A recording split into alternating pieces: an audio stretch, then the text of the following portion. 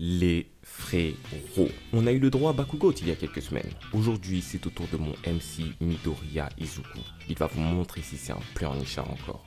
Déjà, moi je débat pas avec les gens qui sont pas à jour, vous êtes zéro.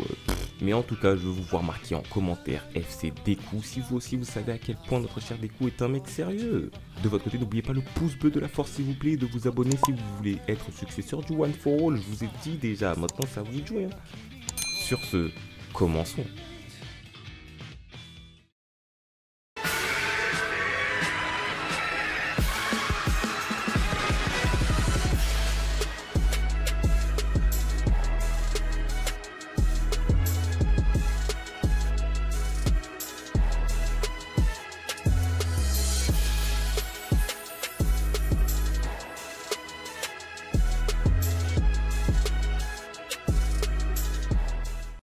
Les frérots, sérieusement, quel chapitre!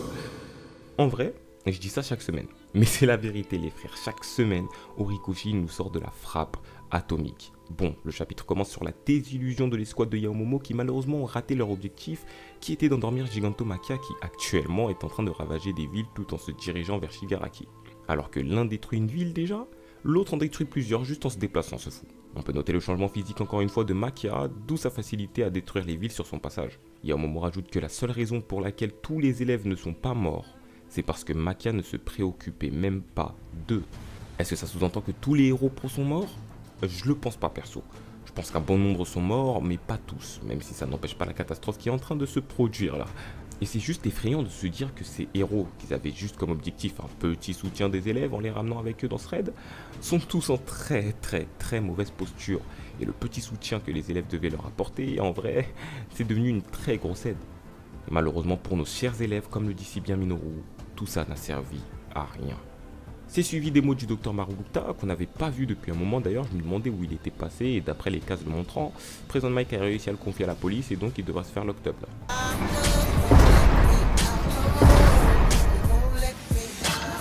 Bref, il nous raconte que Makia est prête à tout pour rejoindre son maître, blablabla, et on en revient à Shigaraki, Aizawa, Izuku. Et là, il faut qu'on discute d'un truc très grave, les amis. Où est le bras d'Izuku? Alors, soit je vois très mal, et son bras est toujours entouré du Black Whip, et c'est juste moi qui me fais des idées, parce qu'en tout cas, à chaque fois que j'en ai parlé, on m'a dit non, t'inquiète. Soit il a vraiment plus de bras, et c'est une méga dinguerie.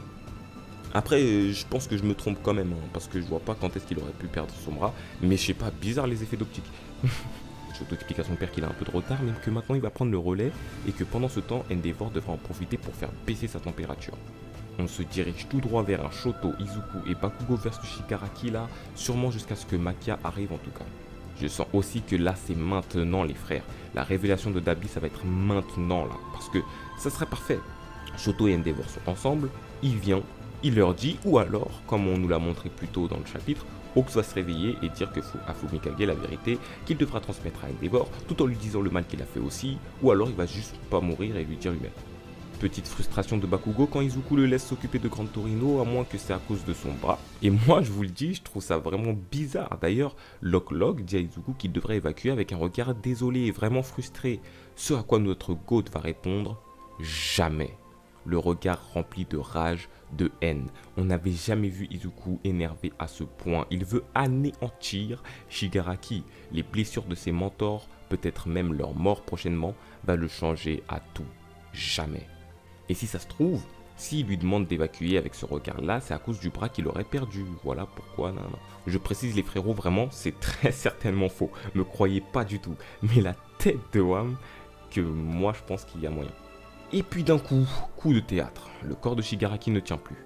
Après tout, il vient juste de sortir de sa cuve, bien avant la date où il devait sortir. Il se bat sans pause contre des héros sérieux. Il utilise sa régénération qui est presque automatique en vrai.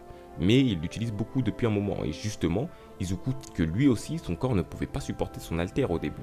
Et que du coup, c'est maintenant qu'il doit frapper. Et alors que Shigaraki a aussi compris cela, il s'arrête pour demander quel jour on est, et bah ouais, je suis peut-être sorti un peu plus tôt. Le petit filou n'avait pas encore compris qu'il était sorti plus tôt que prévu. Sa régénération s'active, Shigaraki est alors sur le point de tout détruire, il pose sa main sur le sol, et alors tous les héros qui ne peuvent pas flotter vont être détruits. Seulement, le GOAT Izuku, vraiment incroyable. Il attrape tous les héros à proximité grâce au Black Whip, saute super haut et par la même occasion maîtrise l'alter du 7ème successeur du One for All, Nanashimura. Izuku débloque officiellement l'alter Float qui lui permet donc de voler. En face de Shigaraki, il décide d'en finir maintenant. Le prochain chapitre devrait donc nous montrer l'affrontement tant attendu entre Midoriya Izuku et Shigaraki Tomura. Prochain chapitre qui sort dans 2 semaines. Bien joué. Malheureusement, vu que la semaine pro, Rikoshi va prendre une pause. Enfin, malheureusement. Heureusement, s'il prend pas de pause, on est chaud, on est dans la merde. Et une pause entre guillemets, parce qu'il va très certainement attaquer les prochains chapitres. Les mangaka font vraiment un taf d'exception. Du coup, ça permettra d'avoir plus de temps pour écrire une autre vidéo qui va sortir prochainement. Et surtout, ça nous laisse souffler parce que depuis quelques semaines, les chapitres sont vraiment trop incroyables.